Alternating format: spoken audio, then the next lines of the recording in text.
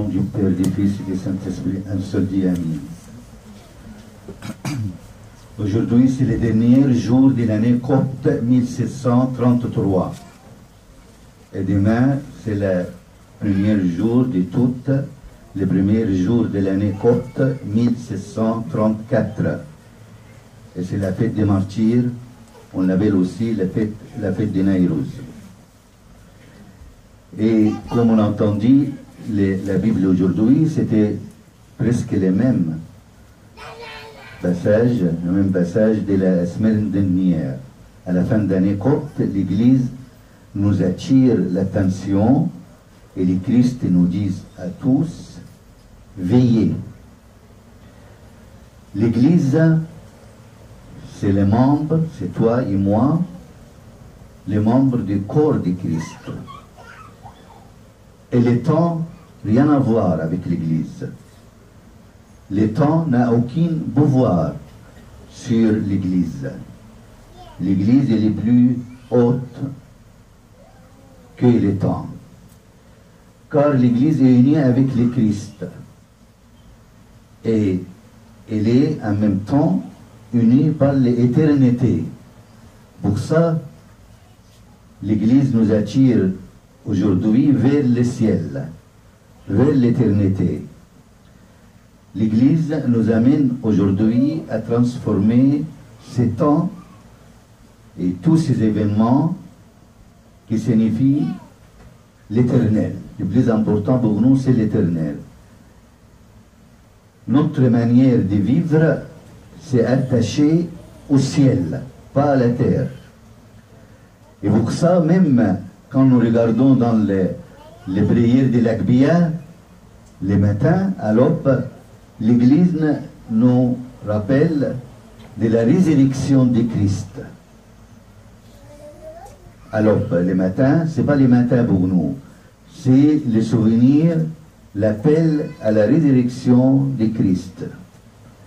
Après, par exemple, les troisième heure, c'est-à-dire 9 heures du matin, c'est la descente de l'Esprit Saint. Il dit, ce n'est pas l'histoire de 9 heures, c'est l'histoire maintenant de la descente de l'Esprit Saint sur les disciples, sur l'Église, sur toi et sur moi.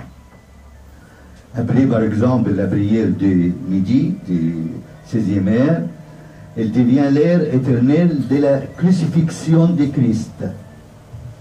On pense à cette heure-là à la crucifixion de Christ. Vous voyez, l'Église nous amène toujours dans ses prières vers le ciel, vers l'éternité. Aujourd'hui, les disciples demandent le Christ. Quand et quoi sont les signes des fins du monde? Et alors, c'est ça qu'ils ont demandé, les disciples, et c'est ça que demandent les gens tout le temps. C'est quand la fin du monde? Alors, le Christ voulait qu'il amène nos pensées vers autre temps, vers autre chose que la terre. C'est la vie céleste. Et pour ça, la semaine dernière, aujourd'hui, il nous dit veillez. Il a parlé qu'il y aura des faux Christ, et nous savons, nombreux sont les sectes dans le monde, qui parlent au nom de Christ, mais sont loin de la vérité et la divinité de Christ. Il y en a, je crois, dans le monde des milliers de sectes qui sortent, ils parlent de Christ, mais en vérité, ils sont loin de la vraie foi sur la personnalité de Christ. Même le Christ a dit, à la fin du monde, trouvera-t-il la foi sur la terre? Vous voyez, à la fin du monde, l'amour, la charité refroident entre les gens. Mais aujourd'hui, l'Église nous dit, faites attention à notre vie spirituelle. Pour avoir la vie éternelle, tu dois la vivre sur la terre. C'est ça qu'ils ont dit nos saints de l'Église. Tu veux aller au ciel, il faut vivre le ciel sur la terre. Et tous nos saints, tous nos ascètes, tous nos grands savants théologiques, ils sont jamais parlé de la fin du monde. Jamais. Mais ils sont toujours parlé de la vie éternelle. La vie avec le Christ. Et pour ça, l'Église aujourd'hui nous met en garde des faux maîtres. Il y a beaucoup de faux maîtres parmi nous, autour de nous. Et qu'est-ce que sont-ils ces faux maîtres? C'est les gens qui règnent complètement l'incarnation de Dieu. Croient pas que le Dieu s'est fait chair, que le Dieu s'est incarné, que le Dieu il est venu vers nous sur la terre, que le Dieu en Jésus-Christ il est crucifié pour sauver le monde entier. C'est faux Christ. C'est ça, ces gens qui ne croient pas à l'incarnation de notre Seigneur Jésus-Christ. Depuis l'arrivée de Jésus-Christ et après la résurrection, on a beaucoup d'hérésies dans l'Église. Beaucoup d'hérésies dans le passé. Beaucoup d'hérésies maintenant et beaucoup d'hérésies plus tard. Mais nous, les croyants, nous, les membres du corps de Christ, nous savons que l'Église est la colonne de vérité. Hors d'Église, on va trouver la vérité, jamais. On va pas trouver la vérité. C'est dans l'Église et ses enseignements et ses histoires des martyrs et ses histoires des savants, ses histoires des connaisseurs, ces histoires de nos maîtres comme Saint Athanase, comme Saint Dioscore, comme Saint Antoine, comme Saint Paulin. Ces gens-là, ils ne sont jamais occupés de la fin du monde.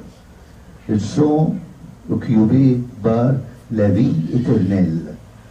Et comme j'ai dit la semaine dernière, la fin du monde, c'est maintenant. C'est chaque instant de ta vie. C'est ça la fin du monde. Parce que personne ne sait quand il va quitter le monde.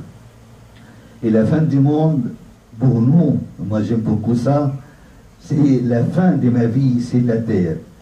Et la fin de ma vie, personne ne la connaît. Personne. Et pour ça, les Christ nous disent aujourd'hui, veillez.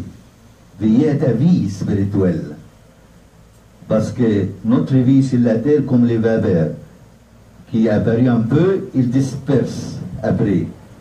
Notre vie, c'est l'introduction d'un livre. Vous voyez, les livres, il est comme ça. Le premier page, c'est l'introduction. C'est notre vie sur la terre. Mais tous les livres après, c'est notre vie au ciel. Alors, le Christ attire notre attention. Ne t'occupe pas de la fin du monde. Ils ont dit ça une centaine de fois. La fin du monde était déclarée en 18e siècle, après en 19e siècle, après 20e siècle, après en 2000, après 2017. Il y a des gens qui disent 2020. Ce n'est pas notre problème. Ce n'est pas à nous à chercher c'est quand, parce qu'il a dit le Christ, ce n'est pas à nous à chercher c'est quand la fin du monde, mais il faut chercher ta vie éternelle, toi. Tu vas partir quand? Tu ne sais pas. Alors il faut que nous se mettre dans la veillance. Veillez, parce que vous ne savez pas ni l'heure, les moments de partir au ciel. À lui la gloire éternellement. Amen.